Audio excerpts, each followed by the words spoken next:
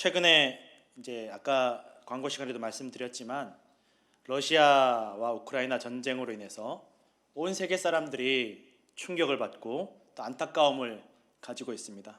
저도 얼마 전에 뉴스를 보는데 너무너무 마음이 아프더라고요. 어떤 가정에서는 아빠가 이제 군인으로 전쟁에 참여해야 되는데 이제 한 7살짜리 딸과 이제 작별 인사를 하는데 너무 마음이 아프더라고요. 아빠도 울고 딸도 울고 이제 가면 돌아올 수 있을지, 건강하게 돌아올 수 있을지 알 수 없는데 이게 마지막이 될 수도 있는 그 인사가 얼마나 안타깝고 마음이 안쓰러운지 모르겠더라고요. 그리고 또 뉴스를 보니까 이제 엄마는 외국에 먼저 나가 있고 아빠가 이 아이 둘을 피신을 시켜야 되는데 이 아빠가 딱 그 군에 소집되는 그 나이대에 걸려서 아빠가 이 아이들을 데리고 우크라이나를 벗어나지를 못하는 거예요.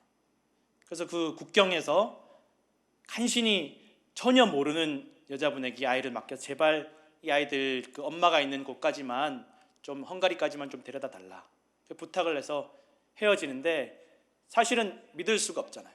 이 사람이 뭐 어떻게 할지 요즘같이 험악한 세상에 정말 이 아이들이 엄마를 만날 수 있을지 알 수 없지만 아빠는 나가지 못하니까 그래서 간신히 맡겨서 했는데 다행스럽게 이 아이들이 엄마를 만났다는 뉴스를 본 적도 있습니다. 그런데 이 전쟁이라는 것이 얼마나 사람들을 아프게 하고 비참하게 하고 원치 않는 그러한 결과를 초래하게 되는지를 보게 됩니다. 너무너무 마음이 아프고 왜 도대체 이 전쟁이 원치 않는 사람들도 너무 많은데 또 생각지도 않았던 사람들을 또 전혀 전쟁과는 관련이 없는 사람들, 아이들까지도 이 전쟁에 휘말려서 아픔과 상처를 겪어야 될까라는 생각들을 해보면서 마음이 참 안타깝다는 생각을 해봅니다. 도대체 왜 전쟁이 이렇게 일어날까? 단순히 그냥 러시아와 우크라이나뿐만 아니라 지금도 세계 곳곳에서 서로 총칼을 들고 죽고 죽이는 전쟁들이, 크고 작은 전쟁들이 얼마나 많이 벌어지고 있는지 모릅니다. 이 우크라이나 러시아 전쟁에 대해서 뉴스를 찾아보다 보니까 그냥 뭐 갑자기 그냥 순간 욱해서 생긴 전쟁이 아니더라는 것입니다. 오랜 세월 감정들이 쌓여와서 이제 쌓이다 이제 폭발한 것이란 그런 분석을 뉴스에서 본 적이 있습니다. 우크라이나 입장에서는 한때는 뭐 소련하고 한 가족이었지만 이제 독립한 지가 벌써 한참 됐는데 계속 소련이 간섭하고 갑질하고 마치 자기네들 식민지처럼 그렇게 대하니까 견딜 수가 없는 거예요. 그래서 소련으로부터 좀 이 간섭으로부터 벗어나고 싶어서 다른 나라 뭐 나토나 뭐 미국이나 유럽과 손을 잡고 좀 벗어나고 싶어서 하려고 하는데 이 러시아 입장에서는 이 은혜도 모르는 우크라이나가 오랫동안 우리 덕분에 먹고 살았으면서 어떻게 이제 와서 배신을 하려고 하나? 더군다나 우리랑 사이 좋지 않은 저 미국이나 영국이나 이런 나토 나라들과 손을 잡고 우리를 배신하려고 하나? 이게 사실은 오랫동안 감정이 쌓여왔다라는 거죠. 이 감정이 한번 서운한 마음, 속상한 마음이 쌓이기 시작하니까 이게 마치 비탈에서 눈 구르듯이 계속 그 감정이 커지고 서운한 마음, 속상한 마음, 미워하는 마음이 커지면서 나중에는 걷잡을 수 없이 이 미움이 커져버렸다라는 것입니다. 너무너무 커져서 돌이킬 수 없는 지경에까지 이르게 되었다라는 것입니다. 사람 간에도 갈등이 생기는 이유들을 보면 사실은 그냥 어느 날 갑자기 다툼이 생기고 갈등이 생기는 게 아니라 오랜 세월 서운한 마음, 또 속상한 마음, 또 상처받은 마음이 커지게 되더라는 것입니다. 프랑스의 한 철학자는 나라 간의 싸움이나 사람들 간의 싸움이나 이유 차이가 크지 않다라는 것입니다. 나라끼리 싸우는 것도 그 이유를 살펴보면 사람들끼리 싸우는 이유와 크게 다르지 않더라는 것입니다. 한때 아무리 서로 한 가족으로 또 서로 믿고 의지하는 사이였다 하더라도 한번 서운한 마음이 탁 들고 나면 이게 가만히 내버려둬도 서운하고 미워하는 마음이 점점 커져서 걷잡을 수 없이 미워하는 마음, 또 다투게 되는 마음, 갈등으로 발전하게 되더라는 것입니다. 나중에는 정말 별것 아닌 이유로 서로 정말 철천지 원수가 되는 일들이 얼마나 흔한지 모른다라는 것입니다. 어떤 부부가 이제 갈등 끝에 헤어지려고 결심하고 마지막으로 이제 판사 앞에 섰습니다. 판사가 왜 언제부터 이렇게 이 갈등이 시작됐습니까? 라고 물어보니까 다 서로 저 사람 때문이라고. 저 사람 때문. 아니, 내가 물어보는 거는 왜 시작됐는지, 언제부터 시작됐는지를 물어보는 겁니다 라고 판사가 물어보니까 부부가 곰곰이 생각해 보더니만 잘 생각이 안 난다고. 그래서 그러면 한번 써보시라고. 남편은 남편대로 언제부터 왜 이런 일이 시작됐는지를 한번 써보시라고. 그리고 아내에게도 똑같이 찬찬히 생각하면서 감정을 좀 가라앉히고 언제부터 왜 이런 일이 시작됐는지 한번 써보시라고. 그래서 부부가 곰곰이 생각하면서 언제부터 우리가 이렇게 사이가 안 좋아졌는지, 왜 이런 일이 생겼는지를 쓰기 시작했다라는 것입니다. 나중에 다 쓰고 나서 판사가 이 기록을 받았습니다. 부인이 쓴 기록을 보니까 몇 달 전에 결혼 기념일이 있었는데 이 결혼 기념일을 맞이해서 이 부부가 정말 평생 한번 가보기 어려운 그 레스토랑을 예약을 하고, 근사한 레스토랑에, 비싼 레스토랑에 예약을 하고, 또 그날은 좀 근사한 옷을 입고 잘 차려입고 레스토랑을 가기로, 저녁 식사를 하기로 했다라는 것입니다. 그런데 이 부인이 너무 이제 설레이다 보니까 꾸미는 데 시간이 좀 걸렸어요. 머리도 꾸미고 화장도 하고 옷도 좀 좋은 거 입고 하느라고 그 남편하고 출발하기로 한 시간이 좀 늦춰진 거예요. 부인이 조마조마한 마음으로 남편을 만났는데 남편 표정이 너무 안 좋은 거예요. 딱 봐도 화가 나 화났어라는 게 이마에 딱 쓰여 있어서 그때부터 이 부인도 마음이 상하기 시작한 거예요. 아무리 내가 좀 늦었기로서니 남자가 소심하게 속 좁게, 아니 이 좋은 날 그냥 웃으면서 맞아도 될 건데 좀 너그럽게 좀 받아줄 수도 있을 텐데 누가 봐도 화난 표정을 하고 있으니까 부인이 그때부터 기분이 빈정이 상하기 시작했다라는 것입니다. 그래서 남편에게 물어봤어요. 나 늦게 나와서 당신 화난 거냐고. 남편이 아니라고. 그런데 내가 당신이랑 하루 이틀 사냐고. 딱 얼굴에 화났다고 써 있는데 왜 그러냐고. 그때부터 이제 조금씩 이제 시작이 되는 거예요. 그래서 차를 타고 가는데 계속 남편 표정이 안 좋고 화가 나 있는 표정이니까 이대로는 내가 밥 먹으러 못 가겠다고. 차 세우라고. 옆에 길가에 차 세우라고. 얘기 좀 하고 풀고 밥 먹으러 가자고. 그래서 차를 세웠는데 내가 조금 늦게 나왔지만 그걸로 남자가 그렇게 속 좁게 화를 내면 되냐. 풀고 가라. 얼굴 좀 표정 왜 그 모양이냐. 막 따지는데 남편이 아니 절대 나 당신 때문에 그런 거 아니라고. 당신이랑 상관없는 문제라고. 그렇게 얘기를 하니까 부인이 알았다고. 일단은 비싼 레스토랑이니까 돈 아까우니까 일단 가서 밥부터 먹고 보자고. 그래서 밥을 먹으러 갔다라는 거예요. 그래도 나름 좋은 레스토랑이고 음식이 좋은 저 식당을 남편이 예약을 해서 조금 풀리면 밥을 먹으면서 생각을 했습니다. 아, 내가 그래. 저 인간하고 내가 살아온 지가 오래됐는데 내가 풀어야지. 내가 품어야지. 밥을 먹으면서 좀 마음이 풀린 거예요. 사람이 뭐 음식이 들어가면 좀 마음이 풀리는 것 같아요. 그래서 이제 집에 돌아오는 길에 내가 먼저 손 내밀어야지 하고 부인이 남편에게 여보 사랑해 라고 얘기를 했다는 거예요. 그랬더니만 남편이 이렇게 부인을 보더니만 피식 웃고 그냥 운전을 계속 하더라는 거예요. 그때 또 부인이 또 뚜껑이 열려서 내가 지금 큰 마음 먹고 지금 내가 먼저 손 내밀었는데 이 반응이 이게 뭐냐. 그러면서 이제 막 속이 상한 거예요. 그래서 집에 왔는데 남편이 아무 말도 하지 않고 계속 그냥 골프 채널만 틀어놓고 계속 그것만 보고 있더라는 거예요. 막 화가 나서 죽겠는데 이 사람이 너무 멀게 느껴지고 정말 딴 사람 같고 나한테 왜 이러나 싶고 막 그러면서 침대에 이제 자려고 누웠는데 막 서러워서 눈물이 나더라는 거예요.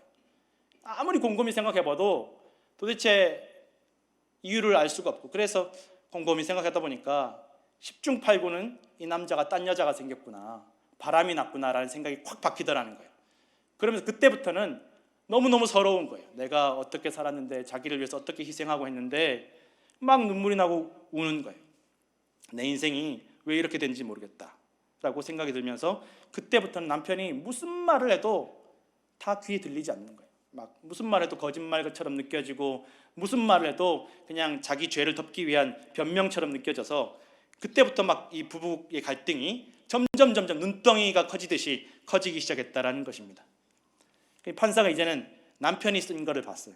남편도 똑같이 그날부터 시작됐다는, 그 결혼 기념일부터 그 일이 시작이 되었는데, 그날 이제 회사에다가 오늘 결혼 기념일이라고 나 좀 일찍 들어가겠다라고 하고 일찍 나가고, 부인에게는 나 정상적으로 퇴근하니까 나중에 만나자고 하고 그 몇 시간을 비웠다라는 거예요.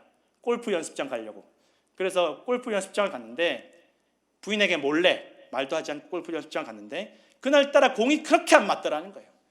막 화가 날 정도로 공이 안 맞아서 막 속이 상한 거예요. 막 속이 상해서 화가 막 풀려 계속 몇 시간을 쳐도 공이 안 맞아서 너무 속상한 마음에 어쨌든 시간이 됐으니까 부인을 만나러 갔는데 화가 안 풀리니까 표정도 안 풀리더라는 거예요. 그런데 계속 머릿속에는 골프만 생각이 나고 부인 얼굴을 봐도 부인 얼굴이 허옇게 골프공으로 보이더라는 거예요. 그래서 계속 골프 때문에 속상해 있는데 부인이 옆에서 왜 화내냐고 막 따지고 드는데 내가 골프 연습장 갔다 왔다는 얘기도 못하고 아무 소리도 못하고 당신 때문이 아니라고 아무리 얘기를 해도 부인이 믿지를 않더라는 거예요. 그 부인이 계속 길가에 차를 세고 화를 내고 막 그런데 또 이러다가 저러다 말겠지 싶어서 그냥 밥 먹으러 가자고, 빨리 레스토랑 가서 밥 먹고 오자고. 그래서 밥 먹으면 그 부인이 좋아하는 레스토랑이니까 밥 먹고 나면 좀 좋아지겠지 하고 밥을 먹고 왔는데 정말 부인이 풀어졌는지 차 안에서 사랑한다 그러는 거예요. 그래서 아이고 그러면 그렇지, 먹고 나니까 또 풀렸구나 그러고 피식 웃음이 나더라는 거예요. 그리고 집에 왔는데 이제 부인이 풀렸다라고 생각하고 계속 또 골프 생각하는 거예요. 그래서 골프 채널 틀어놓고 내가 아까 뭐가 잘못됐는지 분석을 하는데 이제 부인이 갑자기 침대에서 울더라는 거예요. 그러면서 막 펑펑 울면서 내가 당신이랑 더 이상 못 살겠다고, 당신 나한테 어떻게 이럴 수 있냐고, 당신 틀림없이 바람난 게 틀림없다고.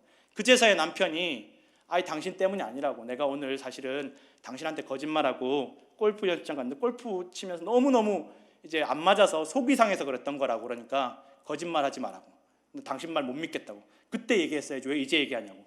그때부터는 남편이 무슨 변명을 해도 듣지 않더라는 거예요. 그러면서 그 갈등들이 계속 커져서 지금 판사 앞에까지 왔더라는 것입니다. 한번 서운한 마음이 확 박히고 나면, 한번 우리가 감정이, 부정적인 감정이 들어오고 나면 이것을 돌이킬 수 있는 사람이 아무도 없다라는 거예요. 사람이 자기 힘으로 이 서운한 마음, 속상한 마음, 미워하는 마음을 돌이키는 것이 얼마나 어려운지 모릅니다. 오늘 본문에 보면 아브라함에게 롯이라는 조카는 정말 너무너무 소중하고 또 아들 같고 또 안쓰럽고 그런 조카였습니다.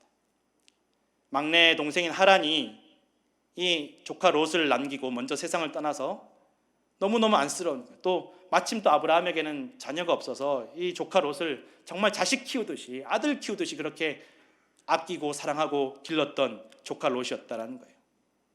아브라함의 아버지 데라가 먼저 세상을 떠나고 하나님의 부르심과 약속을 아브라함이 받고 가나안으로 갈 때에도, 또 가나안에서 다시 애굽으로 갈 때에도, 또 애굽에서 다시 가나안 땅으로 돌아올 때 항상 이 조카 롯을 데리고 다니면서 아끼고 사랑하고 기르고 정말 아브라함이 애지중지 길렀던 조카가 바로 롯이었다라는 것입니다. 롯에게도 사실은 아브라함은 아버지 같은, 정말 아버지 일찍 세상 떠나시고 이 큰아버지 아브라함이 자기를 얼마나 아끼고 길렀는지를 잘 아는 그런 사랑하는 큰아버지였다라는 것입니다. 이제 롯이 아브라함을 따라다니면서 하나님께서 아브라함에게 복을 주시니까 롯이 아브라함 옆에 있으면 자기도 복을 받는 거예요. 복 받는 사람 옆에 있으면 여러분 복을 나누어 받을 때가 있습니다. 롯이 그랬습니다. 이 아브라함이 복을 받고 재산이 늘어나고 재물과 은과 금이 풍부하게 늘어나고 가축이 늘어나면서 롯의 재산도 늘어나기 시작했다라는 것입니다. 사실 그때 당시에는 한 곳에 머무르지 못하고 여기저기 떠돌아다니는 사람들은 재산을 모으는 것이 정말 어려운 시대였습니다. 그런데 아브라함은 떠돌아다니면서도 여기저기 거처를 옮겨다니면서도 그의 재산과 재물과 가축이 점점 늘어났다라고 성경에 기록이 되어 있습니다. 여러분 왜 그렇습니까? 하나님께서 복을 주셨기 때문이라는 것입니다. 환경이, 어떤 특별한 땅이, 누가 사람이 아브라함을 도와주거나 복을 준 것이 아니라 하나님께서 아브라함이 어디에 있든지 복을 주셨기 때문에 떠돌아다니는 인생이었음에도 불구하고, 한 곳에 머무르지 못하는 인생이었음에도 불구하고 그가 복을 받아서 부유하게 되었다라고 성경에는 기록이 되어 있다라는 것입니다. 아브라함이 부자가 되고 거부가 되고 재물과 재산과 가축이 늘어나니까 아까도 말씀드렸죠, 롯도 늘어나는 것입니다. 여러분 우리 성도들이 반드시 믿어야 하는 것이 있습니다.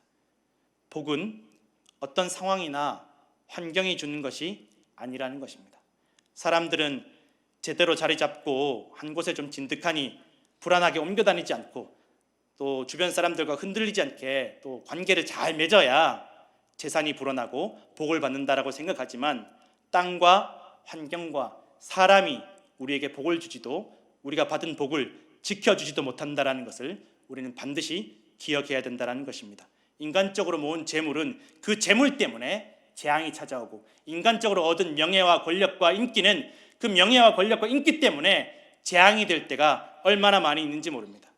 재물도 권력도 인기도 한순간에 빼앗기고 사라지고, 오히려 그것을 얻기 전보다 더 비참한 상황이 생기는 일들을 우리는 역사 속에서 보게 된다라는 것입니다. 그러나 여러분, 하나님께서 주시는 복은 우리가 한 곳에 머물지 못해도, 정착하지 못해도, 사람과 좋은 관계를 맺지 못해도 내가 있는 그곳이 복된 땅이 되게 하시는 분이 하나님이시고, 내가 복의 근원이 되게 하시는 분이 하나님이심을 반드시 믿으시기를 부탁드립니다. 롯은 그저 아브라함을 따라다녔을 뿐인데도 이 믿음 있는 믿음의 사람 아브라함을 통해서, 아브라함 복받은 사람 아브라함을 통해서 복을 받게 되었다라는 것입니다. 그래서 여러분, 우리는 어디로 갈까? 누구를 만날까? 고민하지 마십시오. 내가 믿음 잘 지킬 수 있는 곳이 복된 곳이고, 내가 믿음이 있으면 아무도 나를 도와주지 않을지라도 하나님께서 나를 복이 되게 하실 줄로 믿으시기를 부탁을 드립니다. 그렇게 아브라함이 복을 받고 롯이 아브라함을 통해서 복을 받을 때, 아브라함의 종들과 롯의 종들이 이 복받은 것 때문에 갈등이 생기게 됩니다. 땅이 좁으니까, 이 땅이 좁으니까, 머물 수 있는 땅이 좁으니까, 재산이 늘어나니까 밑에 사람들끼리 서로 다투기 시작하는 거예요. 사람들이 갈등이 생기고 다툼이 생기는 이유들 중에 하나가 바로 주변 사람들 때문일 때가 얼마나 많이 있는지 모릅니다. 정작 당사자들끼리는 별로 그렇게 서운할 일이 없는데, 감정 상할 일이 없는데, 주변 사람들 때문에, 가까운 사람들 때문에 싸움이 날 때가, 원수가 될 때가 얼마나 많이 있는지 모릅니다. 어떤 시골에 할아버지 두 분이 장기를 두고 있으니까 손자들이 와서 할아버지 저도 장기 가르쳐주세요, 저도 가르쳐주세요 라고 말했다라는 것입니다. 그러니까 할아버지들이 그래 니네 둘이 한번 장기 둬봐라, 할아버지들이 옆에서 이렇게 가르쳐줄게, 훈수 떠줄게.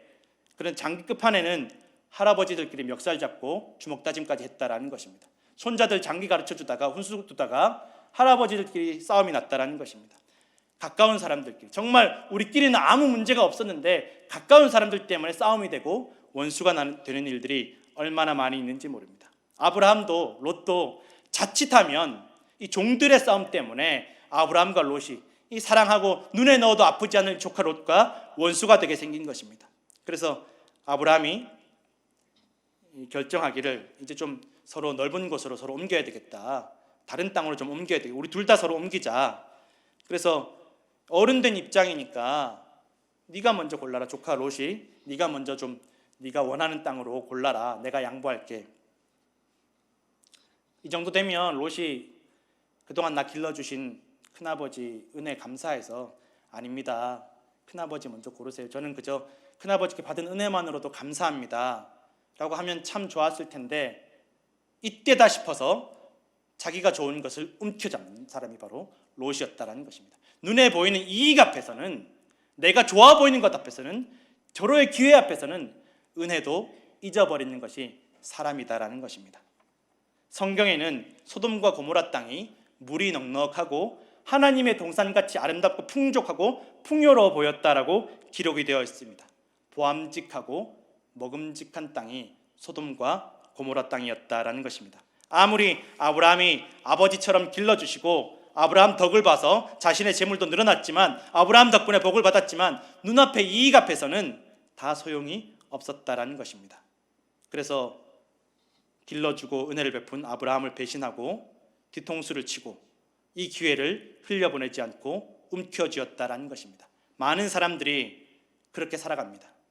준다고 할 때 사양하지 말고 기회가 왔을 때 붙잡아야 되고, 어수룩하게 양보만 하다가는 손해보기 십상이니까 부모 자식 간에도, 부부 간에도, 형제 간에도 조금이라도 내가 손해보지 않으려고, 내가 주도권 잡으려고 서로 양보하지 않다 보니까 싸움이 나고 다툼이 나고 갈등이 생겨서 있는 것조차 잃어버리는 일들이 얼마나 많이 있는지 모릅니다. 아브라함이 여러분 어리숙해서 그냥 나는 아무래도 좋으니까 롯에게 그냥 양보한 것이 아니었다라는 것입니다. 아브라함에게는 믿음이 있었습니다. 여유가 있었습니다. 평안이 있었습니다. 무슨 여유와 평안입니까? 땅이 중요한 게 아니라는 거예요. 내가 하나님 믿으면, 내가 하나님과 함께 있으면 롯이 다 가져가도 하나님께서 내게 복을 채워주신다라는 그 믿음이 있었기 때문에 미워하지 않고 원망하지 않고 갈등하지 않고 다 양보할 수 있었던 그 믿음이 아브라함에게 있었다라는 것입니다. 그래서 아브라함은 어느 쪽 땅으로 가든지 소돔과 고모라 땅처럼 보기에 좋은 조건과 환경이 아니더라도 하나님께서 채워주실 것이기 때문에 롯에게 다 양보할 수 있고 미워하지 않고 갈등하지 않고 다투지 않을 수 있었다라는 것입니다. 그렇게 아브라함과 롯이 헤어지고 나서 롯은 누가 봐도 좋은 땅 소돔과 고모라 땅으로 갑니다. 그렇게 롯을 떠나보낸 아브라함에게 하나님께서 말씀해 주십니다. 약속해 주십니다.